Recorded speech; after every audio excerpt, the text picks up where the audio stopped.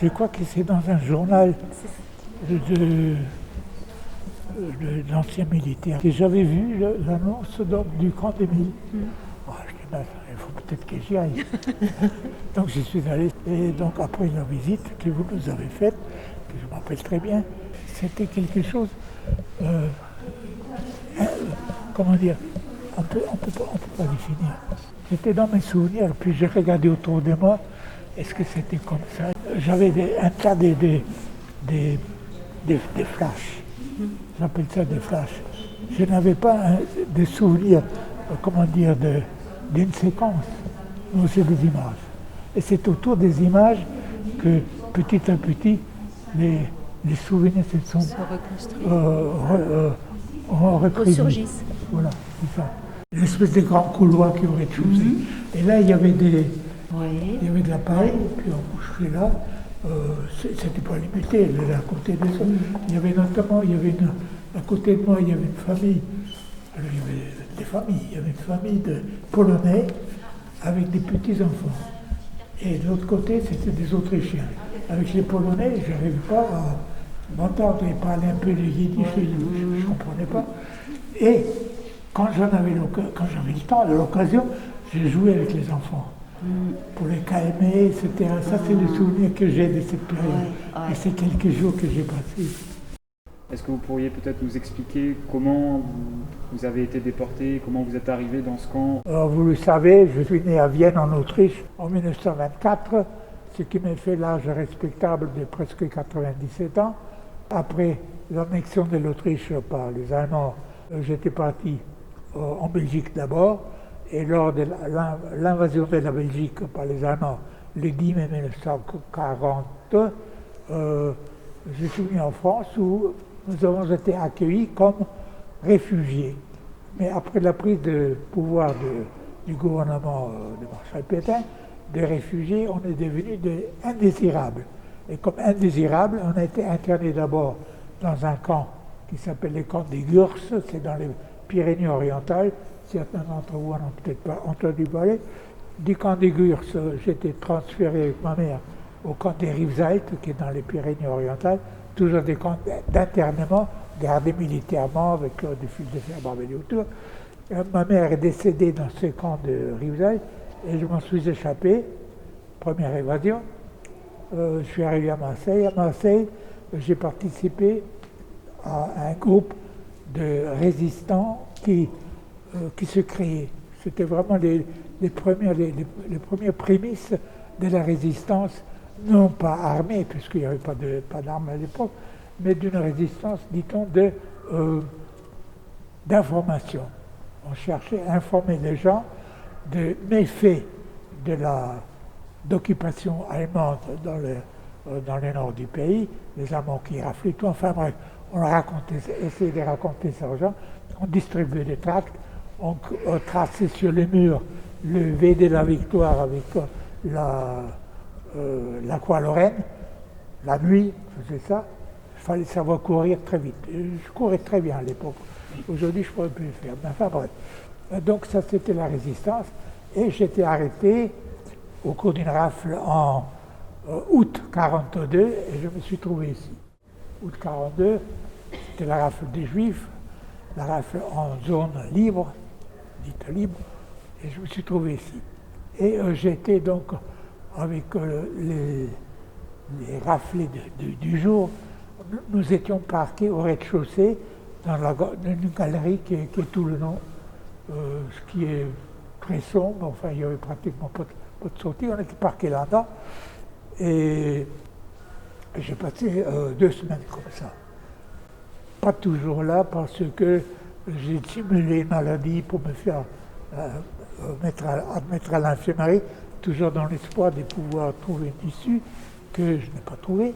Et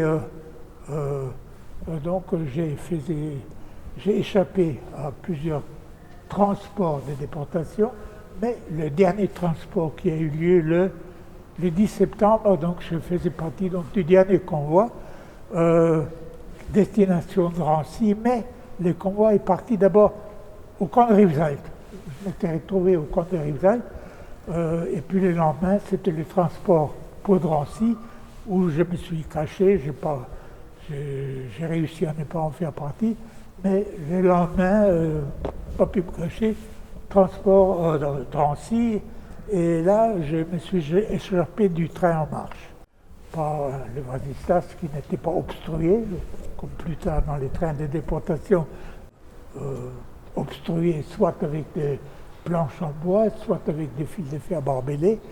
Donc dans notre train, ça n'y était pas. Donc j'ai pu m'échapper là. C'était pas très facile, mais enfin bref. À l'époque, j'étais très très bon en gymnastique. Très très bon, oui. Beaucoup mieux en gymnastique en latin. Mais la gymnastique, ça m'a aidé. Donc le train marchait quand même assez vite. Enfin bref, je me suis sauvé et je suis retourné à Marseille par différentes voies. À Marseille, j'ai retrouvé des camarades du réseau de résistance qui m'ont conseillé, comme seule issue valable pour moi, qui n'avait évidemment pas d'argent ni rien, pas de papier. Qu'est-ce qu'on fait de toi? Ben, tu vas aller à la Légion. Non, mais la Légion, à l'époque, la Légion, il avait très très très mauvaise réputation. Et donc, en fin de compte, je me suis engagé à la Légion. Et j'ai fait à la Légion un peu plus de 5 ans. J'ai fait d'abord la campagne de Tunisie, le débarquement en Provence, la remontée de la vallée du Rhône, les combats en Alsace, les combats en Allemagne et les combats en Autriche. Donc je me suis retrouvé en Autriche, mais là je n'étais plus le membre de la race inférieure, mais c'est moi qui avais le fusil à la main. Ça c'était le 8 mai 1945, les jours de la victoire. Après ça, j'ai eu l'honneur, entre guillemets, de participer au défilé de la victoire sur les Champs-Élysées. Et j'ai une photo de ça, on me voit fièrement avec mon fusil. Bon.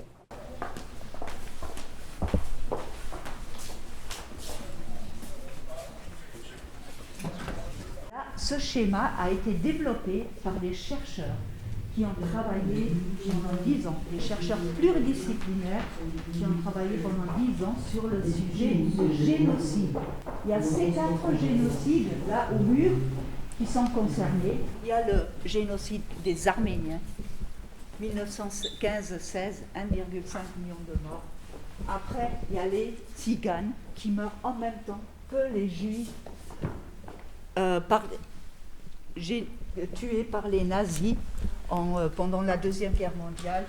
Et il y a le génocide au Rwanda aussi, où on reconnaît encore une fois les mêmes mécanismes qui s'installent dans une société.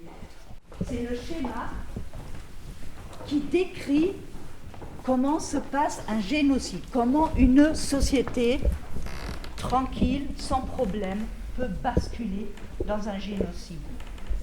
Il a ses racines dans un terreau. Le terreau, c'est nous, notre société, c'est nous avec nos mauvais caractères aussi, avec les préjugés, là il y a tout, les jalousies, les stéréotypes, les généralités, le rejet de l'autre, peur de l'autre, discrimination. Le génocide se passe en 3 étapes. Tout ce que vient d'expliquer Madame, je l'ai vécu. Je l'ai vécu depuis le début jusqu'à la fin. C'est-à-dire, j'ai vécu la diffusion des pensées antisémites, de dire les Juifs ont fait ceci, les Juifs ont fait cela, d'abord par petites équipes et ensuite de plus en plus fort. Évidemment, c'était des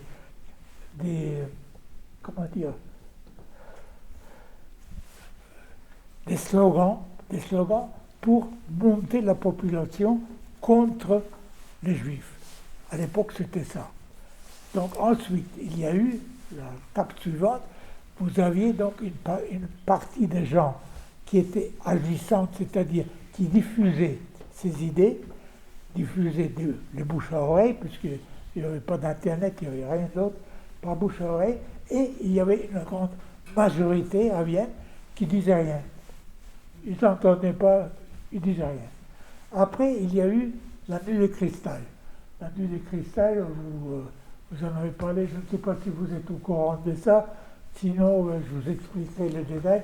Donc la nuit des cristal, c'était un pogrom généralisé contre les Juifs en Autriche, en Allemagne, et en Autriche plus fort qu'en Allemagne d'ailleurs, où on a commencé à s'en prendre physiquement aux gens.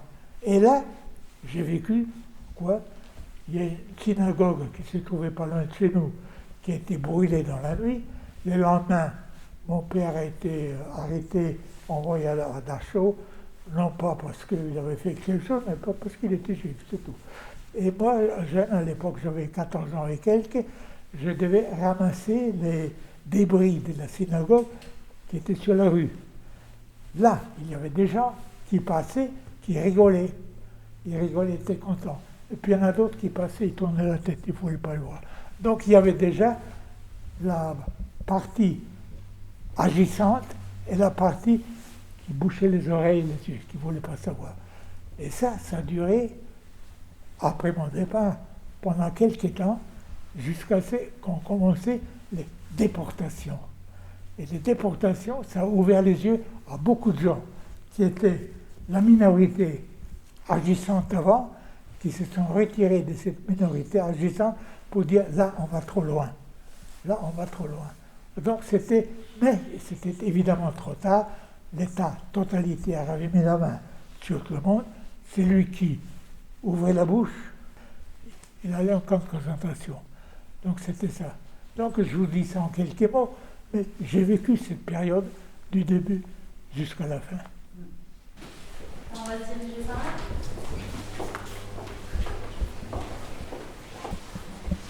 Ici, c'est un assemblage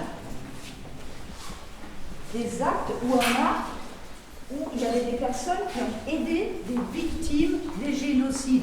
Et là, c'est vraiment dans tous les génocides. Des tout petits textes qui décrivent une personne qui sauve une autre. Soit les Tziganes, les Juifs, les Tutsis, ou même des Arméniens aussi en Turquie. Donc là, il y a vraiment absolument tout, et ça, c'est vraiment très, très beau à voir, parce que parfois, c'est des petits gestes, parfois des grands gestes, etc. Dans tout ce qui existe comme résistance. Et voilà de l'autre côté la caricature. Ça, c'est le sentiment que tout le monde a, bien sûr. Qu'est-ce que je peux faire moi tout seul? Qu'est-ce que tu veux que je fasse tout seul? Oui, chacun tout seul, il peut faire quelque chose. Il peut intervenir quand il entend une réflexion qui n'est pas correcte, il peut intervenir. C'est ça, chacun, il peut le faire sans être agressif ni rien, mais on peut essayer de ramener les gens à une réflexion normale. Exemple, complètement idiot, un exemple. J'ai des amis qui, en discussion de eux, ils parlent d'un tel. Ah oui, d'un tel, tu sais, le juif. Pourquoi le juif? Pourquoi tu l'appelles le juif? Il a un nom. Dis, ah, tu connais son nom. Ah oui, d'accord, mais tu sais, ça vient comme ça. Non, il ne faut pas que ça vienne comme ça. De dire de quelqu'un, c'est un juif, ça veut dire qu'il est différent. Or, est-ce que je suis différent de vous? Est-ce qu'il y a des juifs? Est-ce que les juifs sont différents des autres? Alors ça, c'est valable pour les juifs. Mais c'est également valable pour les noirs. C'est également valable pour les arabes.